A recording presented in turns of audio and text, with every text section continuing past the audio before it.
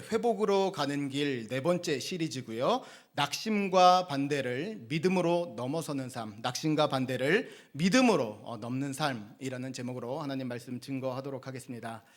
세계적으로 많은 그리스도인들에게 사랑받는 찬양이 있습니다. 다들 아실 찬양인데요. 나 같은 죄인 살리신이란 찬양이에요. 우리 한국교회 안에서도 어떤 찬양을 제일 좋아하십니까? 그러면 나 같은 죄인 살리신 이 찬양이 꼭 빠지지가 않습니다.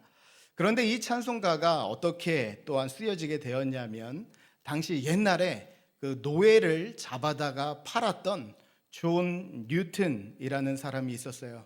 그런데 이 사람이 하나님을 믿게 되고 자신의 이전의 모든 삶을 다 청산하고 주님을 믿게 됐어요. 그러다 보니까 자신의 이전 삶이 도저히 구원을 받을 수 없는데 하나님께서 구원해 주신 것이 너무 감사해서 가사를 적은 것이 나 같은 죄인 살리신, 영어로 Amazing Grace, 쓰여진 겁니다. 그런데 그 가사 중에서 우리가 3절을 주목해야 됩니다. 한국 가사와 다르게 원곡의 원래 가사의 3절에는 이렇게 되어져 있습니다. 3절 가사인데요. 수많은 위험, 고생과 유혹들을 지나 나는 결국 여기까지 왔습니다. 이게 3절의 시작이에요.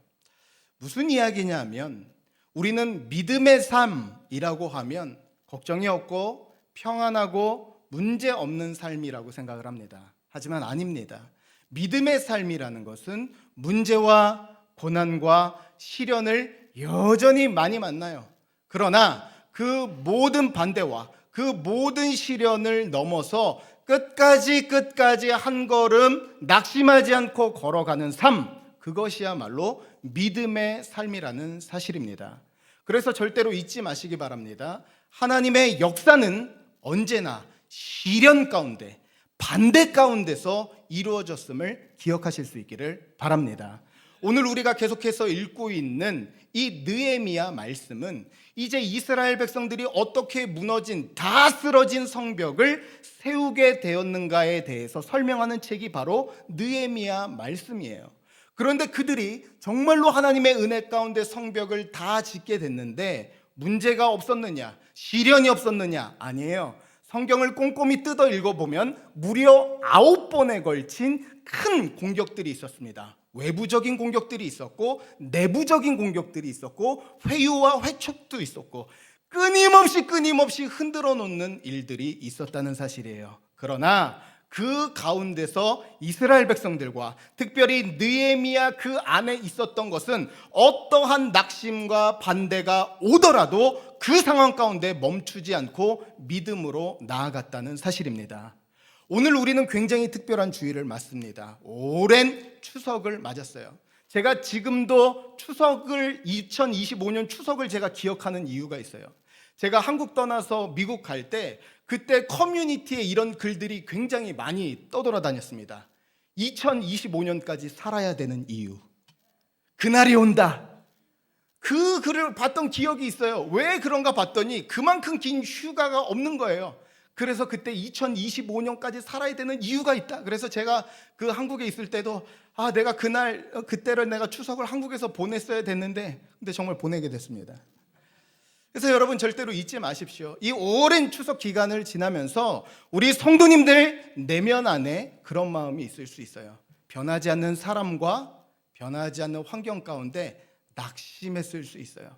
똑같네, 여전하네, 여전히 앞이 있을 수 있을까? 우리 삶 가운데 낙심하는 마음이 있을 수 있어요. 그러나 오늘 말씀은 분명히 이야기합니다. 낙심과 반대가 있는 그 상황을 믿음으로 다시 한번 뛰어넘어 그곳을 향해 하나님 이루실 나를 향해 담대히 나아가라 선언합니다. 그래서 간절히 원하는 것, 오늘 이스라엘 백성들이 마주한 낙심의 상황 가운데 다시 일어났던 것처럼 오늘 추석 이후 첫 주 예배를 맞는 이 자리 가운데 오늘 예배에 나온 성도님들의 삶의 자리 가운데 다시 한번 하나님께서 새 능력 주시고 낙심과 절망 가운데 또한 우리 마음 가운데 포기하고 싶은 그 상황 가운데 새 힘 주실 수 있는 은혜가 있기를 간절히 바랍니다. 그러면 이 이스라엘 백성들 가운데 임했던 그들이 다시 한번 믿음으로 일어날 수 있었던 원리는 무엇인가? 오늘 말씀은 먼저 이렇게 이야기합니다. 먼저 첫 번째로 바로 이것이에요. 시련 앞에서 멈추지 않는 믿음을 가지라는 것입니다. 한번 같이 고백할까요? 시련 앞에서 멈추지 않는 믿음을 가지라. 어떤 믿음이요? 멈추지 않는 믿음을 가지라는 거예요. 우리는 말씀을 이미 살펴보았습니다. 이스라엘 백성들이 이제 성벽 공사를 시작했어요. 그러면서 옆에서 또 옆으로 하나 둘씩 공사가 이어졌어요. 그런데 놀라운 것은 하나님의 일이, 하나님의 역사가 시작되는 바로 그때 사단의 일 또한 시작된다는 사실이에요. 오늘 말씀 1절 말씀을 보니까 이런 말씀이 나와 있는데요. 같이 한번 읽어보도록 하겠습니다. 본문 1절 말씀입니다. 느헤미야서 4장 1절 말씀 한번 띄워주세요. 같이 한번 보겠습니다. 시작. 산발랏이 우리가 성을 건축한 다음을 듣고 크게 분노하여 유다 사람들을 어떻게 했어요? 비웃으며. 우리 펜이 있으면 여기 동그라미를 치세요. 비웃으며 라고 나와 있어요. 여기서 비웃었다는 것은 조롱했다는 것입니다. 조롱했다는 것은 단순히 놀리고 깎아내리는 것 이상의 의미가 있어요. 여러분, 조롱한다는 것은 무엇이냐면 현실을 흔들어서 내일을 무너뜨리는 것, 그것이 조롱이에요. 오늘을 흔들어서 내일이 없게 만드는 것, 그것이 바로 조롱이라는 것입니다. 오늘 말씀을 보니까 이스라엘 백성들이 성벽을 지은다 이야기가 들리자 특별히 사마리아 총독이었던, 근처에 있었던 이방 총독이었던 산발랏과 그의 동료들이 어떻게 하느냐? 조롱하기 시작합니다. 그의 현실을 흔들어놔요. 그런데 무엇을 흔들어 놓냐면 먼저는 그의 정체성을 흔들고요, 두 번째는 그가 하는 일들을 흔들고요, 세 번째는 그 일의 결과를 흔들게 됩니다. 오늘 말씀 2절 말씀인데 이렇게 나와 있죠. 제가 읽습니다. 자기 형제들과 사마리아 군대 앞에서 일러 말하되 이 어떤 사람들이요? 어떤 사람들이요? 미약한 유다 사람들이, 이 미약한 유다 사람들이라고 얘기하고 있어요. 이스라엘 백성들을 가리켜서 미약하대요. 여기서 미약하다는 말의 뜻은 무엇이냐면 꺾여진 나뭇가지와 같다는 거예요. 쓸데없다, 앞날이 없다, 별 볼 일 없다, 좋은 날 이미 다 지나간 볼품없는 사람들이다. 그 정체성을 흔들어 놓는 조롱을 하고 있었다는 사실입니다. 그러면서 또 무엇을 조롱합니까? 2절 마지막 절 부분을 보니까 그 하고 있는 일을 무가치하게 만듭니다. 하루의 일을 마치려는가? 불탄 돌을 흙무더기에서 다시 일으키려는가 하고, 지금 하고 있는 일은 여호와 하나님의 거룩한 성전을 지키는, 또 성벽을 만드는 일이에요. 그런데 뭐라고 합니까? 불탄 돌을 꺼내어 무더기를 쌓아 놓는 무가치하고 별 볼 일 없는 일이라고 조롱한 겁니다. 이제 마지막으로 무엇을 조롱하냐면 바로 그 결과를 조롱합니다. 3절 말씀을 보면 그 결과를 이렇게 조롱해요. 암몬 사람 도비아는 곁에 있다가 이르되 그들이 건축하는 돌 성벽은 뭐가 올라가도 무너진다고요? 여우가 올라가도 곧 무너지리이다 하고, 지금 성벽을 짓고 있는데 이 성벽은 작은 여우 한 마리가 올라가도 무너질 것이다, 지금 그렇게 이야기하고 있는 거예요. 그래서 성도님들 잊지 마십시오. 조롱은 사단의 언어입니다.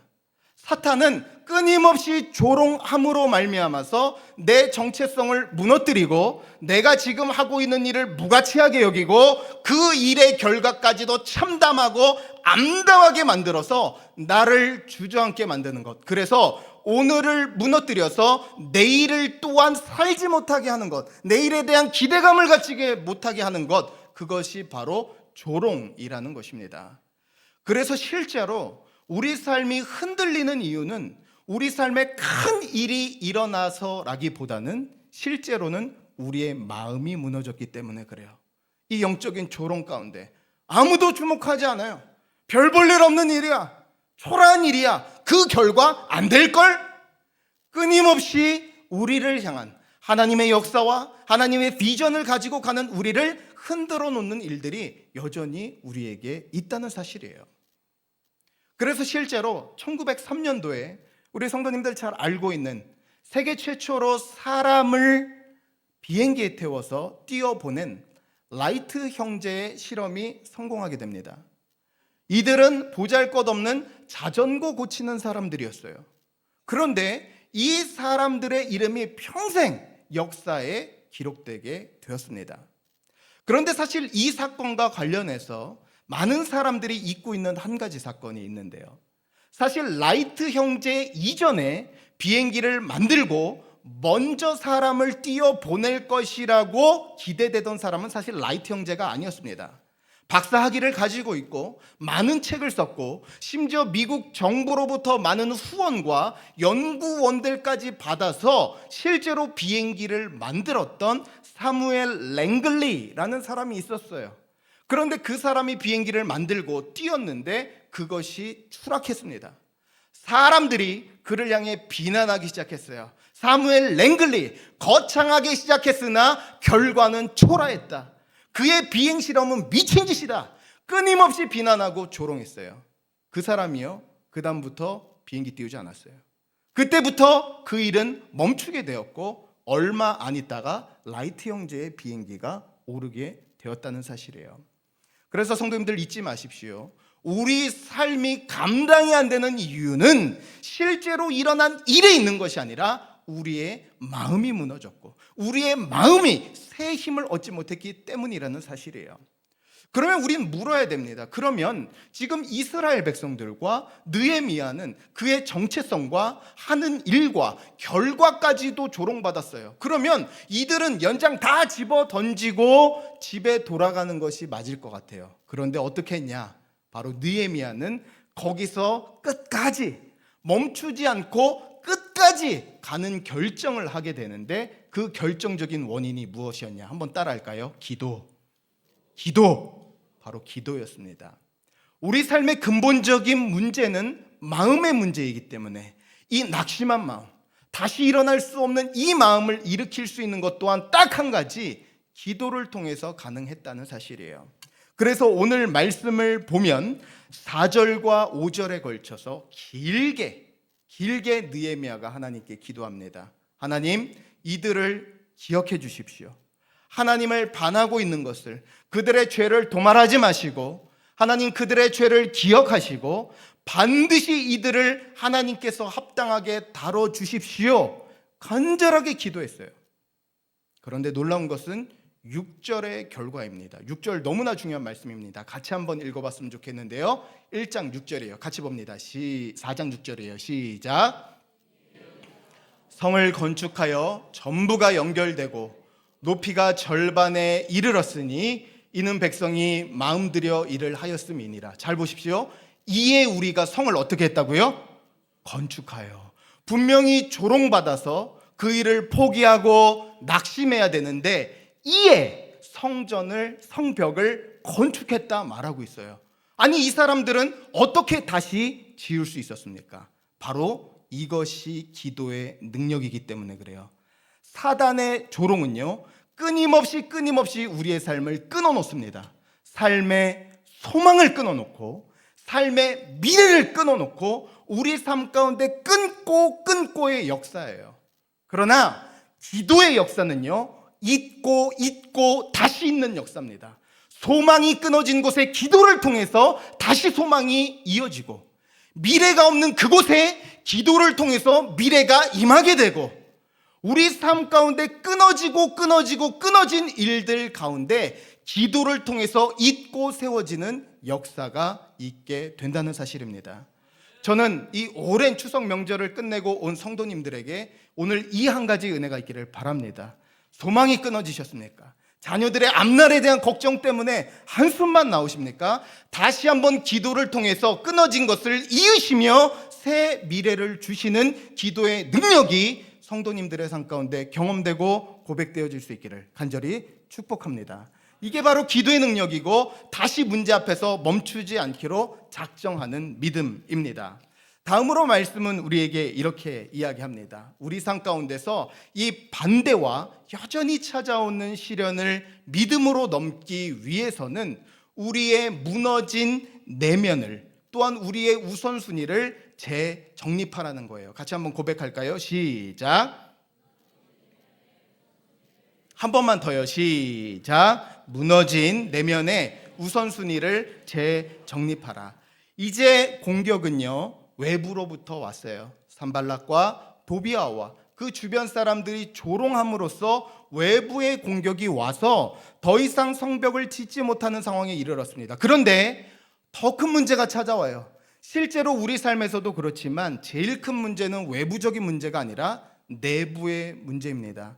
내부에서 어떤 일이 일어나느냐? 이제 더 이상 힘이 없다, 지을 수 없다, 끝났다, 그만하자 라는 고백이 터져 나오게 됩니다. 오늘 말씀 10절 말씀인데요, 같이 한번 읽어보겠습니다. 본문 10절 말씀이에요. 느헤미야 4장 10절 말씀입니다. 같이 봅니다. 시작.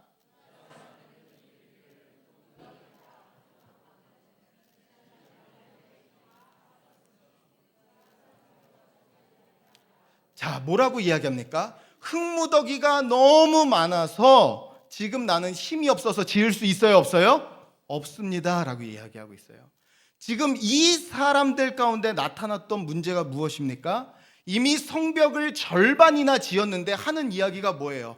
흙무더기가 너무 많아서 나는 그것을 옮길 힘이 없어서 공사를 할 수 없습니다. 지금 어떻게 되는 겁니까? 문제를 확대 해석하는 거예요. 이 지금까지 다 퍼냈던 그 흙이 있음에도 불구하고 너무 많아서 지을 수 없어서 우리는 더 이상 공사를 할 수 없습니다. 끊임없이 낙심하고 자기가 처한 문제를 크게 확대 재생산하고 있다는 거예요. 그러면 왜 이런 일이 일어났느냐? 오늘 말씀을 다시 한번 자세히 살펴보면 그 이유가 나와 있습니다. 말씀 다시 한번 읽어보도록 하겠습니다. 본문 10절 말씀입니다. 처음 부분만 읽을게요. 시작. 이르기를, 잘 보십시오. 여기까지 볼게요. 이 말이 더 이상 공사 못합니다, 힘없습니다, 이 말이 누구에게서 나왔어요? 누구에게서 나왔습니까? 유다 사람들에게서 나왔어요. 우리 성경 말씀 읽으면서 여기서 의아해야 합니다. 아니, 유다 사람들은 다윗의 자손이고 왕의 자손들 아닌가? 가장 헌신된 이들인데 왜 이들이 공사를 못하겠다고 가장 먼저 집어 던졌는가? 이유는 하나입니다. 나중에 13장으로 넘어가게 되면 느헤미야가 안식일 개혁을 하는데 자꾸만 사람들이 안식일 날 몰래 물건들을 가지고 와서 팔기 시작해요. 그래서 그 일 때문에 성벽을 걸어 잠그는 일이 벌어지게 됩니다. 근데 그 상황에서 물건을 몰래 갖다 판 사람들이 유다 사람들이었어요. 무슨 이야기냐? 지금 여기에 나와 있는 이 유다 사람들이 이 상황에서 저는 못합니다, 할 수 없습니다, 현실 앞에 무너졌던 이유는 그들의 내면의 영적인 질서가 무너졌기 때문이에요. 하나님 중심이 아니에요. 내 삶의 편안함과 안락함과 안위함, 내 미래를 지키기에 급급한 것입니다. 그러니까 오직 나, 오직 내 돈, 내가 중심이 되다 보니까 하나님의 성벽 짓는 것은 하나님의 영광을 위한 일이지 내 영광을 위한 일은 아니에요. 그 수고는 돈 죽으면 하지만 내가 그냥 할 일은 아니게 된 것입니다. 그런데 그 일의 결과가 무엇이에요? 하나님 중심으로 살지 못한 결과, 내가 내 인생의 주인 되고 내가 내 인생을 다스리고 주도한 결과가 무엇입니까? 현실 앞에 절망하고 낙심하고 문제를 끊임없이 확대 재생산하는 일들이 일어나게 됐다는 사실입니다. 그래서 잊지 마십시오. 내가 내 삶의 최우선순위가 되고 내가 내 인생의 주인 될 때 떠나지 않는 두 가지가 있어요. 불안과 염려예요. 이 이스라엘 백성들도 마찬가지예요. 이제 이 성벽 짓느라 먹고 살 것이 없는데 끊임없이 불안하고 염려하여 주의 일을 완수하지 못하게 된 것입니다. 제가 얼마 전에 설교 준비하면서 읽은 책 중에서 비저니어링이란 책이 있어요. 그 책을 읽었는데 그 책에 어떤 한 목사님의 고백이 이렇게 실려 있었습니다. 그 목사님은 초대형, 그냥 대형 교회도 아니에요. 초대형 교회를 개척하고 일구신 목사님이었어요. 그런데 거기에 자기 고백을 담담하게 이렇게 적었는데요. 자기가 매 주일 예배 끝난 다음마다 밤에 또 한 주간 잠을 못 잤대요. 왜 못 자냐 하니까 이 큰 교회일수록 들어가는 재정이 많은데요. 조금만 재정이 떨어지면 도무지 잠을 이룰 수가 없다는 거예요. 이걸 어떻게 재정을 지금 관리하고 운영해야 되는지, 또 진 빚이 많은데 이걸 어떻게 갚아야 되는지 도저히 감당이 안 되다는 거예요. 또 그리고 교회가 크다 보면요, 별의별 사람이 다 있습니다. 그러다 보니까 이 문제 저 문제 소송 별 문제가 다 있으니까 또 어떤 문제가 일어날까 봐 전전긍긍해서 자기는 하루하루가 피말리는 삶을 살았다는 거예요. 그러다가 자기가 결단을 했는데, 남들이 볼 때는 성공한 목회자고 큰 교회 목사지만 자기 내면 안에서는 도저히 이렇게 사는 건 사람 사는 게 아니다 결정을 내렸대요. 그래서 그 목사님이 한 가지를 결단했는데, 뭐라고 결단했느냐, 이 목회, 지금 이 교회 운영 내가 하는 거 아니다. 내가 지금 중심이 되니까 자꾸 불안하고 염려에 이끌려 산다. 그래서 그 분이 자기 목양실 자기 책상 앞에 이러한 문구를 써서 붙였대요. 주님만이 하실 수 있는 일들을 주님께서 행하실 것으로 저는 기대합니다. 주님만이 하실 수 있는 일들을 주님께서 행하실 것이라고 저는 기대합니다. 여러분, 느헤미야 역시 마찬가지였습니다. 이스라엘 백성들이 지금 이 내면적으로 흔들리고 더 이상 지을 수 없다, 끝났다 라고 말할 때 가장 먼저 군대를 편성하거나 그들에게 변화를 꾀한 것이 아니었어요. 무엇을 했냐? 그들 삶 가운데 무너진 내면의 영적인 질서를 회복시켜 주셔서 끊임없이 나 중심적으로, 끊임없이 물질 중심적으로, 끊임없이 미래에 대해 불안하고 염려하던 그 삶을 하나님 중심으로 다시 세워 나아갔다는 거예요. 그래서 오늘 말씀 14절 말씀을 보니까 그가 했던 내면의 영적 질서를 회복하기 위한 말씀이 이렇게 나와 있습니다. 본문 14절 말씀입니다. 시작. 내가 돌아본 후에 일어나서 귀족들과 민장들과 남은 백성에게 말하기를, 너희는 그들을 두려워하지 말고 지극히 크시고 두려우신 주를 뭐하고요? 기억하여. 지극히 크시고 두려우신 그 주님을 기억하여 삶의 우선순위로 모셔드리라는 거예요. 더 이상 내 중심, 나 중심, 오로지 나. 그럴 때 끊임없이 낙심하고 내 것이 없으면 무너지는 그 삶이 반복되는데, 크시고 능력 있으신 그 하나님을 기억하여 그 하나님을 삶의 최우선순위로 회복하라는 것이에요. 그래서 기독교 변증가 C.S. 루이스라는 사람은 이렇게 얘기했습니다. 우리 삶 가운데 1순위, 2순위, 3순위, 4순위가 있다. 그러나 1순위가 바로 서기만 하면 2순위와 3순위는 바로 설 뿐만 아니라 더 크게 체험받는다. 간절히 바랍니다. 우리 성도님들, 오늘 예배 가운데 두려움과 막막함 있으십니까? 그 마음 중심에 하나님이 있기보다 내가 있지는 않았는지 점검하셔야 돼요. 크시고 능력 있으신 하나님께서 내 삶을 다스린다는 완벽한 신뢰가 없고, 내가 어떻게 이끌어가야 되는지, 내가 무엇을 만들어야 되는지 오로지 나 중심으로 살아 염려하고 두려워하고 무너졌던 유다 백성의 삶을 살고 있지는 않는지 돌아보아야 합니다. 그러나 다시 한번 느헤미야의 권면처럼 크시고 능력 있으시고 살아계신 그 하나님을 기억하여 우리 삶의 중심에 모셔드릴 때 염려와 두려움이 떠나가게 되는 줄로 믿습니다. 우리 삶의 문제가 커지는 것이 아니라 하나님이 더욱더 커지는 은혜가 있는 줄로 믿습니다. 그래서 우리 성도님들 하실 게 있어요. 오랫동안 추석 동안 쉬셨습니까? 다시 시간의 재분배, 시간의 재정렬이 필요합니다. 다시 한번 금요 기도 시간에 모이셔서 내 삶의 중심이, 이 내 삶을 이끌어갈 수 있는 능력이 내게 있는 것이 아니라 주님께 있음을 고백하며 예배와 기도의 자리를 회복할 수 있는 은혜가 있기를 바랍니다. 또한 물질에 있어서도 우리 성도님들의 질서가 회복이 돼요. 우리 삶 가운데 내 인생을 만들어가는 것이, 내 인생을 이끌어가는 것이 돈이 내 인생을 이끌고 책임지는 것이 아니라 주님께 구별하여 드림으로 말미암아서 돈이 주도하고 돈이 이끌고 돈이 책임지는 인생이 아닌 하나님께서 책임지시고 하나님께서 만들어 가시는 삶을 향해 기꺼이 헌신하며 믿음의 발걸음을 내딛고 나아갈 수 있기를 간절히 바랍니다. 그럴 때 우리 삶 가운데 무너진 내면의 영적 질서가 회복됨으로 말미암아 유다 백성들에게 힘이 없어 할 수 없다는 고백이 함께 하시는 하나님으로 가능하며 열어주실 하나님으로 말미암아 우리는 지을 수 있다고 다시 한번 앞날을 향해 나아갈 수 있는 은혜가 성도님들의 삶과 가정 가운데 임할 수 있기를 간절히 축복합니다. 오늘 말씀은 마지막으로 우리에게 이렇게 도전합니다. 결국 그래서 회복이라는 것은 무엇이냐? 다시 일어나는 결단이에요. 한번 같이 고백할까요? 시작. 회복은 다시 일어나는 결단입니다. 이스라엘 백성들이 외적인 위협과 내적인 위협 모두를 겪게 됐어요.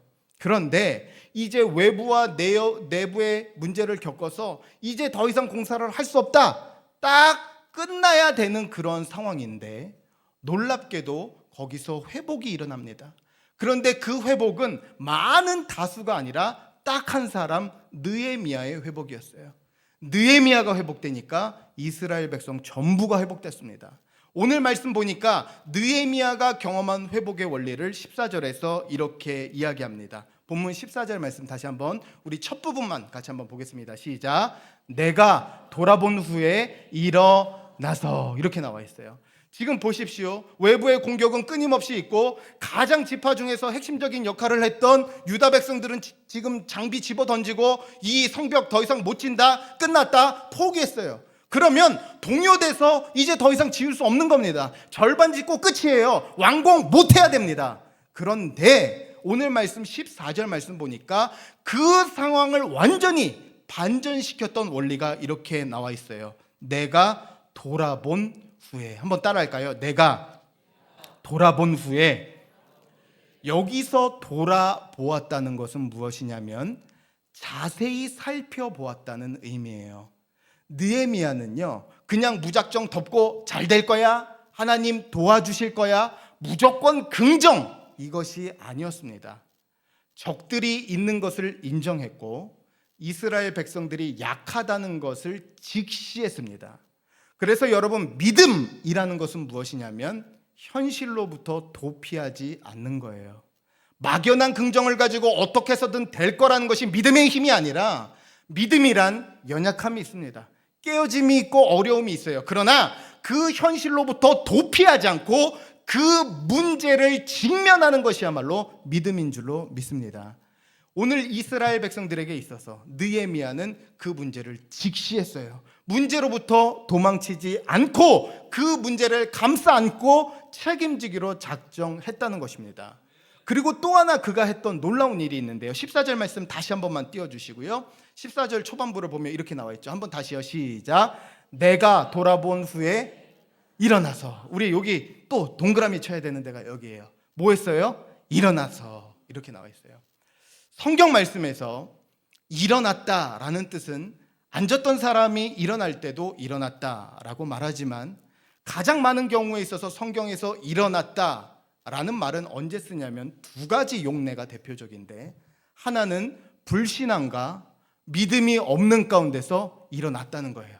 하나님의 약속을 붙잡고 앞이 안 보여요. 갈 수가 없어요. 절망하고 낙심해서 주저앉았었는데 말씀을 붙잡고 일어났더라. 그 표현에 쓰이는 단어입니다. 그리고 더 중요한 단어가 이때 신약 성경에서 같은 맥락에서 더 중요하게 쓰이는데, 일어나다라는 말이 언제 쓰이냐면 죽었던 사람이 일어날 때 그때 쓰는 단어예요. 그러니까 지금 느헤미야는 어떤 상황에서 일어난 겁니까? 외부의 공격은 있고 백성들은 동요합니다. 가장 수장과 같던 유다 민족이 무너졌어요. 자기도 더 이상 지을 힘도 없고 너무 포기하고 싶고 앉는 게 편해요. 완전히 절망 가운데 주저앉는 게 편한데, 그런 절망 가운데서, 그런 죽음 가운데서 뭐 했다는 거예요? 일어났다는 거예요. 다시 일어나기로 결정했다는 사실입니다. 그래서 성도님들, 믿음에 대해서 분명히 아십시오. 믿음은 안 쓰러지고 안 무너지고 죄 안 짓는 것이 믿음이 아니고, 쓰러졌어요, 낙심했어요, 그런데 다시 붙들고 일어나기로 작정하는 것, 그게 믿음인 줄로 믿습니다. 다시 일어나기로, 다시 회복을 붙잡는 게 믿음이에요. 그래서 독일의 사회교육학자 코넬리아 마크라는 사람이 이런 유명한 말을 남겼는데요. 너무 중요하기 때문에 이 말씀은 2번 읽도록 하겠습니다. 우리 좀 천천히 읽을게요. 시작.